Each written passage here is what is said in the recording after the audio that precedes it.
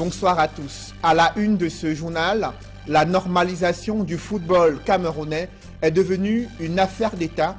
Depuis l'arrivée de la mission conjointe FIFA-CAF à Yaoundé, des tractations s'intensifient entre les acteurs de la crise du football camerounais, le gouvernement et ses émissaires en question.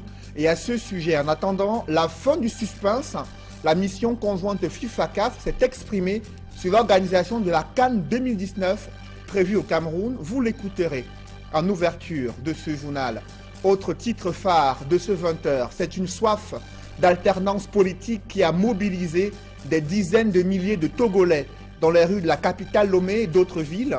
Ils protestent contre la dynastie Gnassingbé après les 40 ans de règne de Eyadema. Son fils fort l'a succédé et dirige sans partage un pays en proie à la pauvreté, au chômage, à la misère. La pression de la rue est-elle devenue l'ultime recours des peuples africains opprimés par leurs propres dirigeants? Analyse et décryptage au cœur de la page internationale du 20h.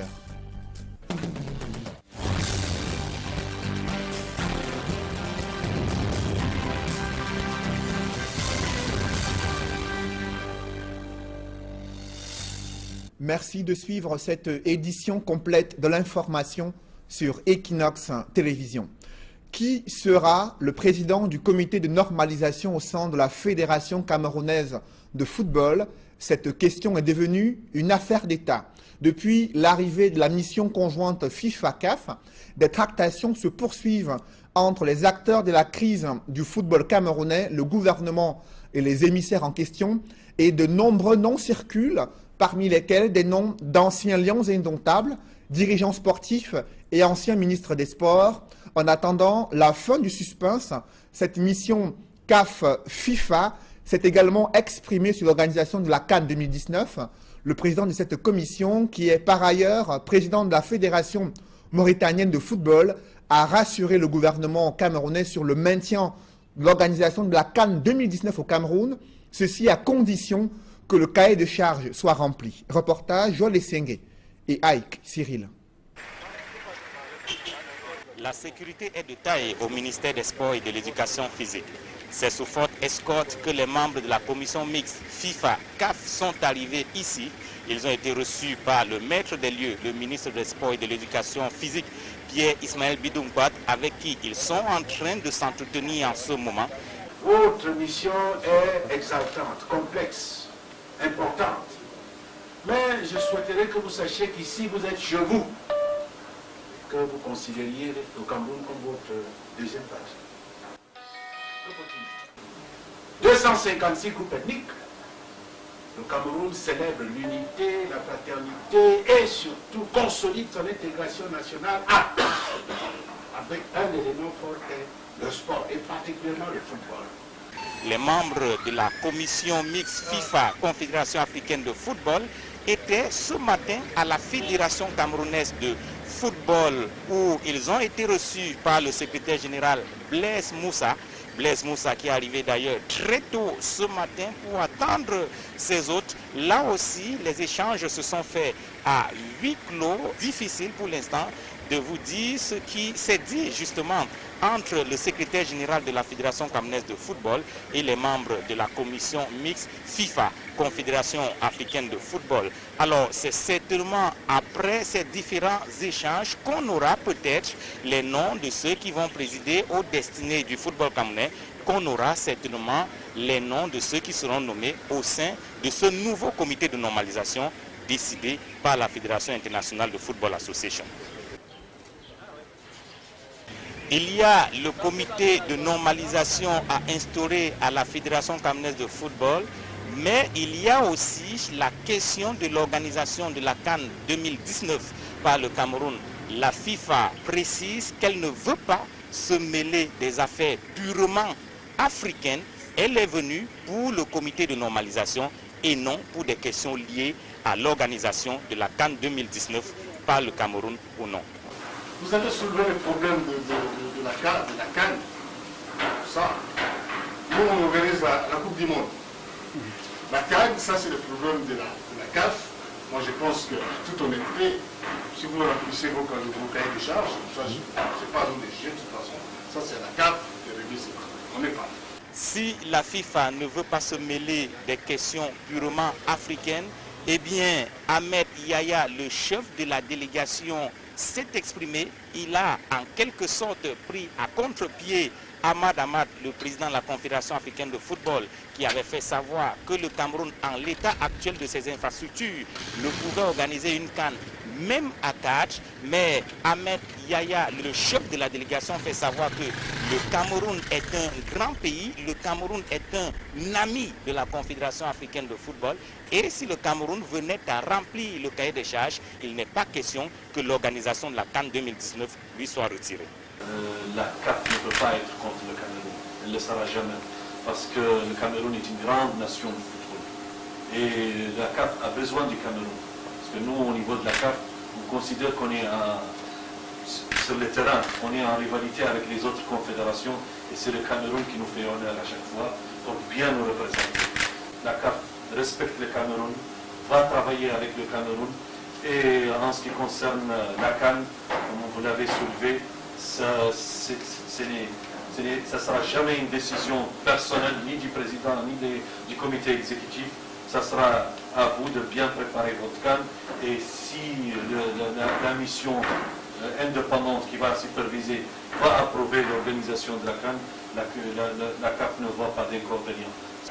Pour revenir à la désignation des membres du comité de normalisation de la Fédération camerounaise de football, on attend encore la fumée blanche. Les membres de la commission mixte, ils sont 4 au total. Le chef de la délégation, Ahmed Yahya, et les autres membres, Véron Mosengo Omba, qui est le directeur des associations membres de la FIFA et de la CAF, Lucia Nicolas, qui est manager des associations membres de la Fédération internationale de football association, et Madame Segbe Pritchett, qui est coordonnatrice du projet de développement en Afrique francophone de la FIFA. Ils sont donc en tractation, en négociation, en échange pour le moment avec le ministre des Sports et de l'Éducation physique.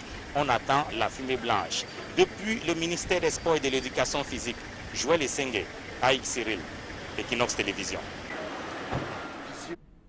Et le suspense pourrait être levé dans les toutes prochaines heures, selon le programme de cette mission conjointe FIFA-CAF venue installer ce comité de normalisation à la Fédération camerounaise de football.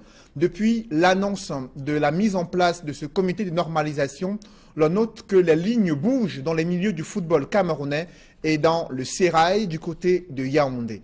Des précisions avec Étienne Pascal Azégué dans ce reportage. La décision de la FIFA qui nomme un comité de normalisation au sein de la Fédération camerounaise de football en date du 23 août 2017 tombe au moment où au Cameroun, on cherchait encore à comprendre le désistement à la dernière minute de la commission d'audit de la CAF qui était pourtant attendue pour évaluer l'état d'avancement des infrastructures sportives qui vont abriter les rencontres de la Coupe d'Afrique des Nations 2019. Cette décision de l'instance fêtière du football mondial va susciter une vague de réactions au Cameroun.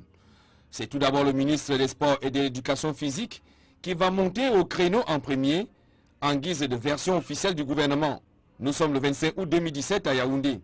Pierre Ismaël Bidumpat indique alors que le gouvernement prend acte de la décision de la FIFA et est prêt également à coopérer avec l'instance fêtière du football mondial, tout comme avec la CAF, pour un retour à la sérénité dans le football camerounais.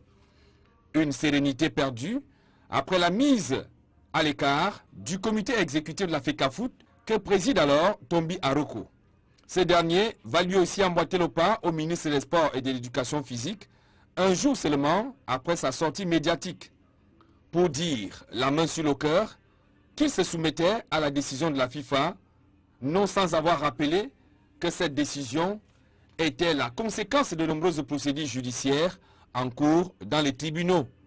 Cette phase de réaction va faire place au Cameroun à celle des supputations, des noms des probables membres de ce nouveau comité de normalisation et même de certaines concertations annoncées au plus haut sommet de l'État entre certains acteurs du football camerounais tels que Samuel Eto'o-Fils et bien d'autres.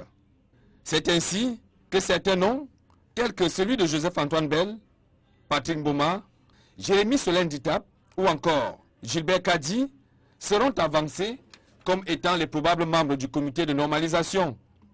Ces multiples supputations vont certainement connaître un terme avec l'arrivée de la commission mixte FIFA-CAF qui est depuis quelques heures au Cameroun afin que le voile soit enfin levé sur les membres qui vont composer ce nouveau comité de normalisation. Toujours dans ce chapitre football, New Star a remporté le derby face à Union. Ce club de Douala a battu Union de Douala 1-0. Le match s'est joué au stade de la réunification de Douala, un match comptant pour la 30e journée de Ligue 1 de football, un véritable spectacle, aussi bien sur l'aire de jeu que dans les tribunes, où les pas de danse de Faustin, donc dirigeant sportif de New Star, contrastaient avec la mine crispée de Franck Happy, dirigeant de Union Sportive de Douala, Emos Fang et Sylvestre Hippolyte Zangao.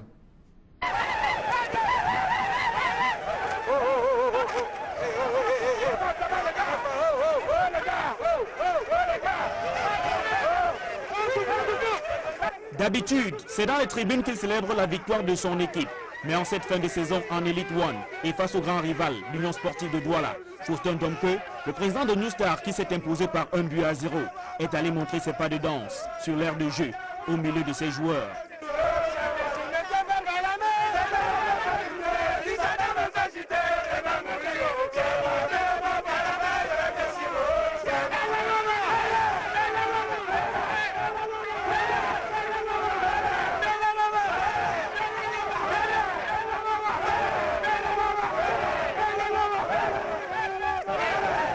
La rencontre n'avait pourtant pas démarré avec la même euphorie. D'abord, les chaises laissées vides par les dirigeants de l'Union Sportive de Douala à la tribune officielle ne sont pas passées inaperçues. Franck Happy est allé dans d'autres gradins pour regarder le match. Au coup d'envoi, très vite, les joueurs de New Star de Douala montrent leur envie de gagner la partie. Mais malgré les occasions qu'ils se procurent, ils n'arrivent pas à inscrire de but.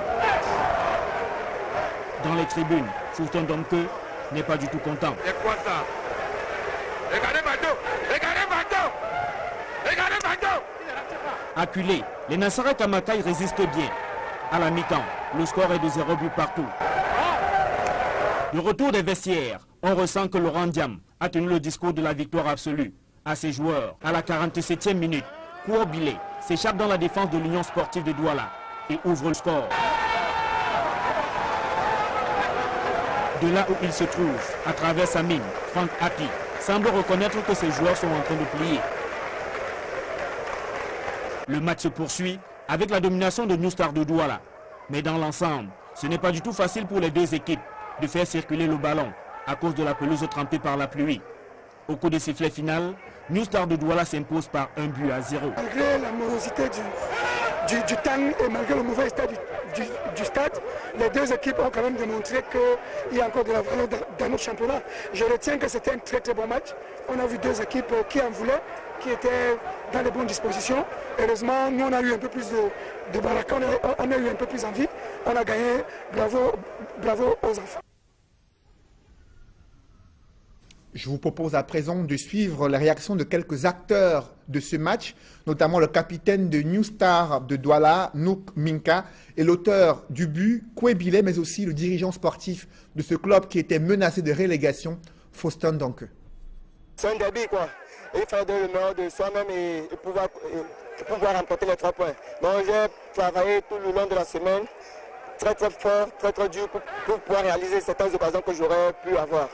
Non, ce but c'était juste le déplacement et la lecture du jeu face à l'adversaire. Et j'ai pu faire mon contrôle et regarder le gardien sortir et son positionnement et j'ai pu placer pour trouver le chemin de filet. Une victoire satisfaisante, ça nous donne un coup de bien parce que nous avions à cœur de l'emporter face à notre frère ennemi.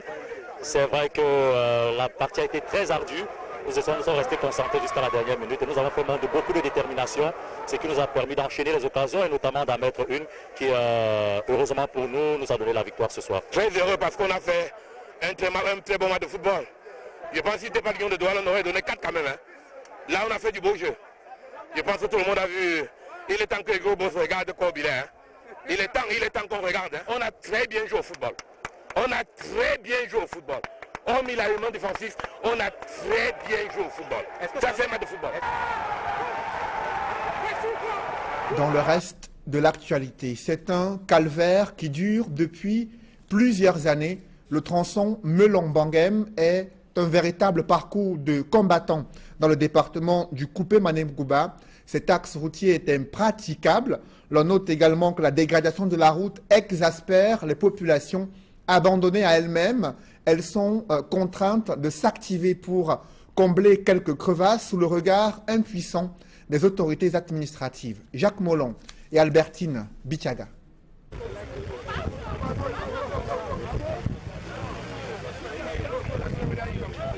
Plus de 2 ans déjà que le calvaire dure. Pousser des véhicules embourbés est presque devenu une activité quotidienne pour les usagers du tronçon Melon-Bangem. Affronter ce parcours du combattant en cette période pluvieuse est un véritable chemin de croix. Les riverains aux abois sont en colère. Et si on souffre tellement, on n'a pas de route et on nous prend de l'argent qu'il ne fallait pas. Regarde la route de Bangem qu'on payait 1500 et ça monte maintenant à 2000 francs, 3000, mais on ne voit pas vraiment la distance qu'on est en train de payer, 3000, 2500. La route est tellement mauvaise et c'est notre problème. Les petites voitures qui passaient ne peuvent plus passer. Malgré tout, il faut pouvoir se frayer un schéma ici, si l'on veut continuer à vivre dans ces localités du Coupé-Manengouba. Des zones agricoles à forte production. Les produits vivriers doivent être transportés vers les grandes villes à tous les prix. La majorité des choses sont ici beaucoup, mais nous souffrons avec ça. Même les gens administratifs en connaissent que ça c'est le point stratégique où les gens ne font que toujours souffrir. Conscient de cet état de choses et avec le sentiment d'avoir été oubliés par les pouvoirs publics, les riverains entreprennent eux-mêmes des travaux routiers avec des moyens de bord.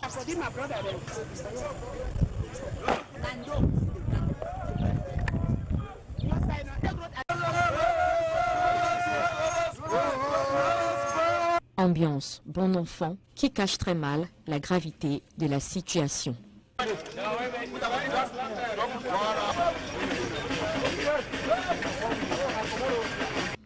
La route Melon-Bangem a pourtant récemment bénéficié d'un financement pour son bitumage.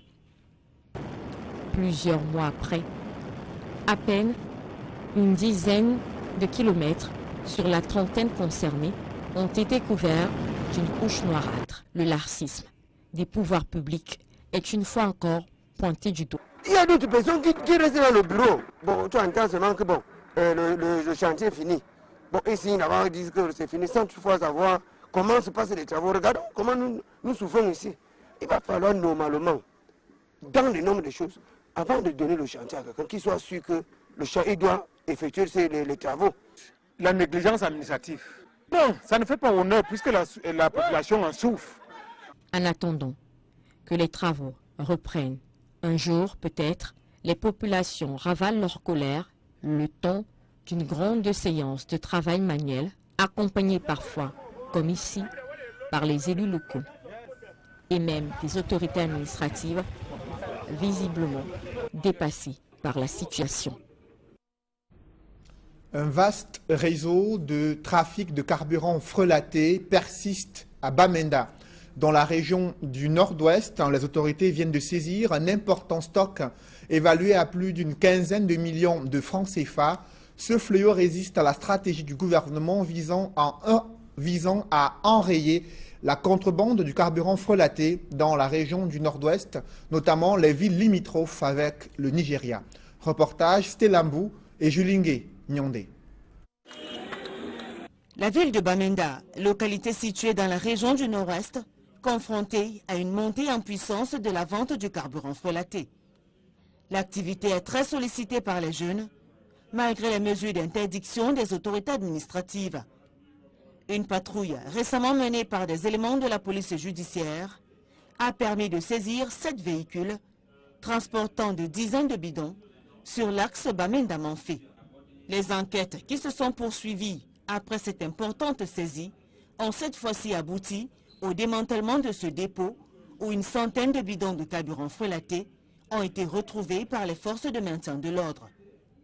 L'équipe conduite par Adolphe Lélé l'Afrique, le patron de la région du Nord-Ouest, a également interpellé tous les commerçants véreux, installés le long des rues pour la plupart, et en face des stations-service pour d'autres. La commission régionale est sur le terrain, après avoir épuisé la phase de sensibilisation. L'action vise à protéger notre espace économique face à la montée de ce trafic illégal.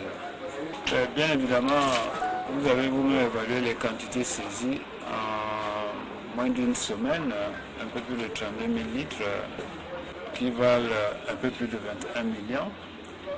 Il est clair que ces produits conformément à la loi doivent être testés d'abord pour en vérifier la qualité et puis conformément à la loi vendus aux enchères aux opérateurs agréés si le produit est conforme. Bien évidemment, le produit devant être reversé dans les caisses de l'État. Les vendeurs du carburant frelaté continuent de faire de la résistance malgré les ultimatums du gouvernement, et ce sont les stations-service conventionnelles qui paient le prix de cette contrebande. À cela, l'on peut ajouter les risques qui entourent cette activité, tels que les incendies et autres méfaits sur la santé. Yaoundé vibre de plus en plus au rythme de l'interdiction des réunions et manifestations publiques accusées d'abus de pouvoir et de discrimination en faveur des intérêts particuliers. Les autorités administratives se défendent. Elles brandissent l'argument de troubles et de menaces à l'ordre public pour justifier leurs décisions. Pourtant, la Constitution et plusieurs lois garantissent et encadrent la liberté d'opinion et de manifestation au Cameroun. Reportage Élisée Bokba et Marcelin Gansop. Pas plus tard que le 6 septembre 2017, une conférence de presse de l'Église évangélique du Cameroun a été interdite à Yaoundé. La semaine dernière, c'est Christophe Fomenio qui se voyait privé d'un moment d'échange avec le club des journalistes politiques. On peut remonter plus loin pour constater que des manifestations pourtant déclarées sont de plus en plus interdites, surtout lorsqu'elles ont une coloration politique. Dans le viseur de ceux qui voient leurs manifestations tourner court se trouve l'autorité administrative, accusée à tort ou à raison d'étouffer les libertés publiques. Une accusation que les sous-préfets trouvent excessive. Toute réunion ou manifestation publique doit faire l'objet d'une déclaration. Même dans un domicile, dans un milieu ouvert au public. Donc le promoteur ou l'organisateur est tenu de déclarer la manifestation. Si cela n'est pas fait, l'autorité administrative est fondée maintenant de prendre un acte d'interdiction.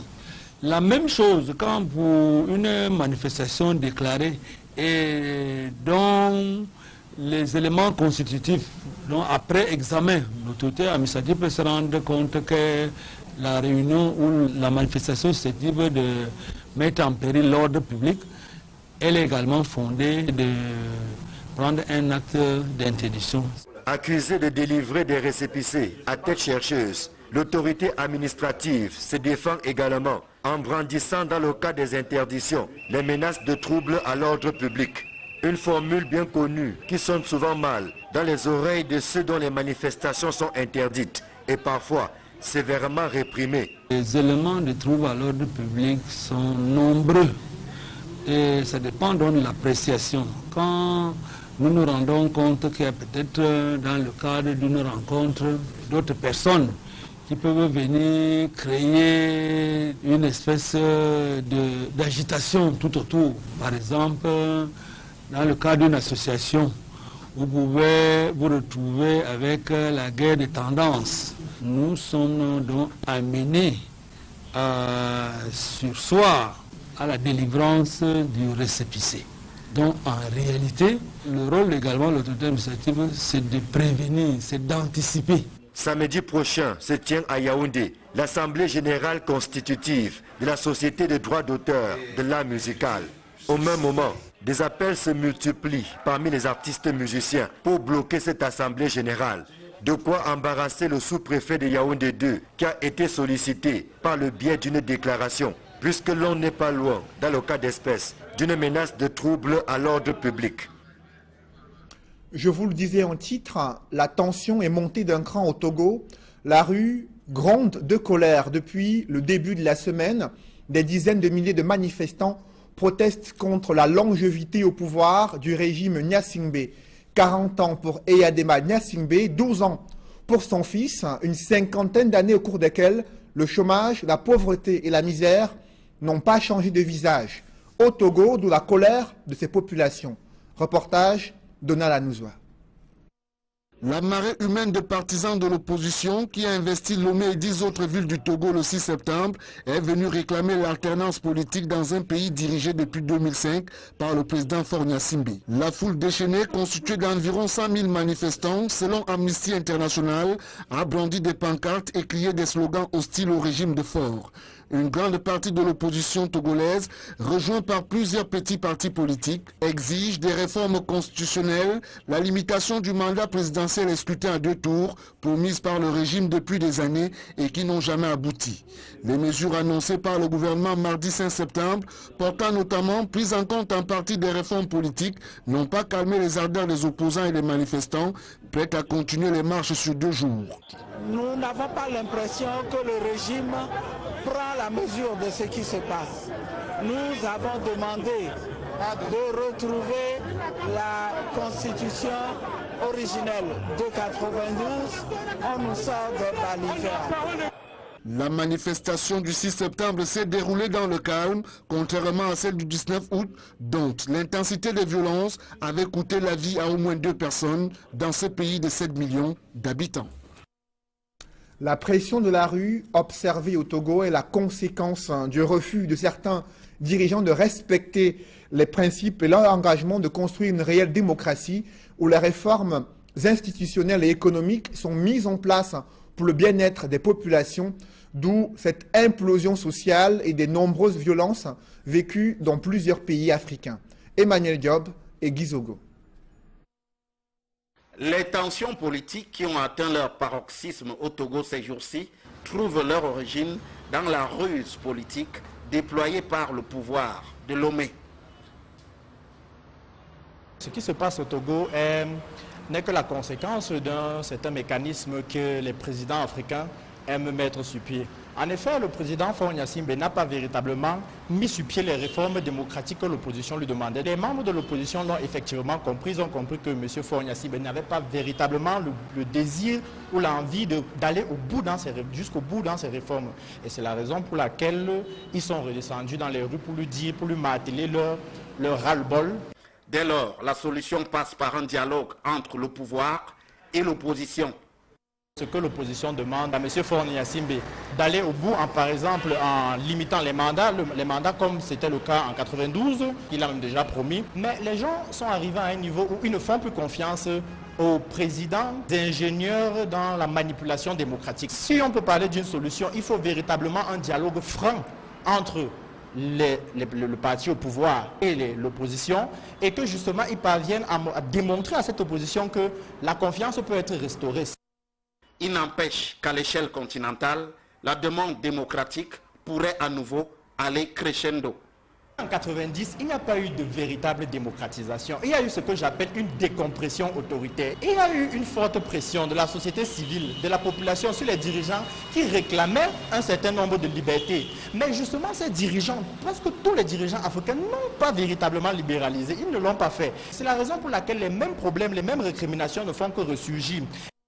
Quant au Cameroun, il n'est pas à l'abri de ces soubresauts s'il ne fait preuve de proactivité. Nous sommes justement à la porte, à l'antichambre d'une crise politique.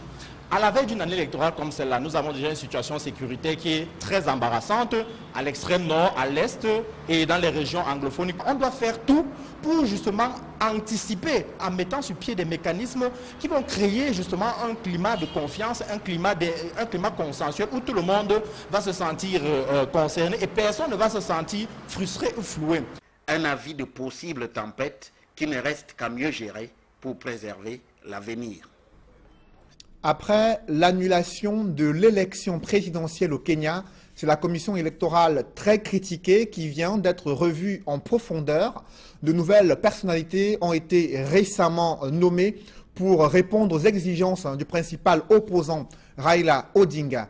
Des précisions avec Séverin Tchouban et Hervé Kemnier. Depuis l'annulation vendredi de l'élection présidentielle du 8 août dernier par la Cour suprême du Kenya, qui avait décelé des irrégularités dans la transmission des résultats, ayant selon elle compromis l'intégrité du scrutin, l'opposition kenyane, déterminée à avoir des élections transparentes, est allée plus loin dans sa démarche. Elle a obtenu la nomination d'une nouvelle équipe à la commission électorale, composée de 7 personnes pour organiser le nouveau scrutin du 17 octobre prochain. Cette équipe sera dirigée par un coordinateur de projet qui va assurer les fonctions du président de la commission électorale. L'ancien président de la commission électorale, Esra Chiloba, vivement critiqué par l'opposition, a été écarté.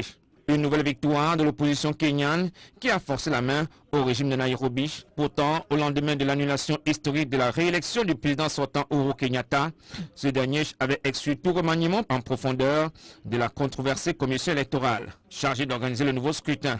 Le président Uhuru Kenyatta, qui avait dans un premier temps tensé la justice de son pays, vient de céder face aux pressions des poids lourds de l'opposition. Reste à savoir si la plateforme de l'opposition, NASA, se contentera de ces changements à la commission électorale. Raila Odinga, le candidat à la présidentielle, avait certes exigé la mise à l'écart de certains commissaires, mais il avait aussi demandé que tous les candidats au premier tour soient autorisés à participer au nouveau scrutin.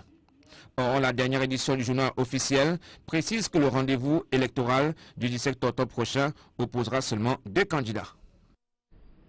Et toujours à l'international, le polémiste Kémi Séba est arrivé en France ce matin. Cet activiste militant contre le franc CFA a été expulsé du Sénégal pour cause de graves menaces à l'ordre public. Il avait brûlé un billet de 5 000 francs CFA pour protester contre le maintien d'une quinzaine de pays africains dans une zone monétaire sans perspective de développement socio-économique. Reportage Mirabel Mazo. Arrêté et jugé à Dakar pour avoir brûlé un billet de banque, le procureur de la République avait fait appel de la décision du tribunal qui l'avait relaxé. Kémi Séba a été expulsé du territoire sénégalais.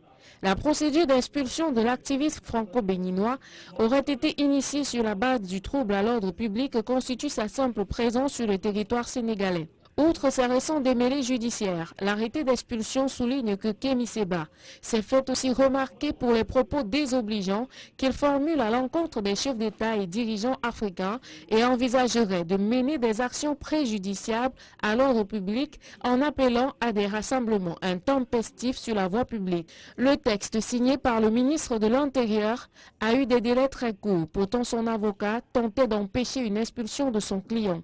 L'appel lancé par le collectif d'organisations constituant le Front anti-franc CFA à une manifestation le 16 septembre prochain aurait servi d'accélérateur à la décision d'engager une procédure d'expulsion. Les policiers sont donc venus chercher Kémi Séba à son domicile en milieu de journée pour l'amener au poste de police des étrangers de Dakar.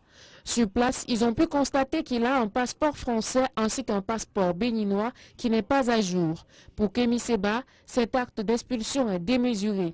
Ses partisans ont entamé une série de ripostes depuis son expulsion. Ils projettent poursuivre leur manifestation contre le franc CFA. Installé au Sénégal après plusieurs démêlés judiciaires en France, Stélio Gilles Robert Kapochichi, alias Kémi Séba, mène depuis quelques années une fronde contre le franc CFA.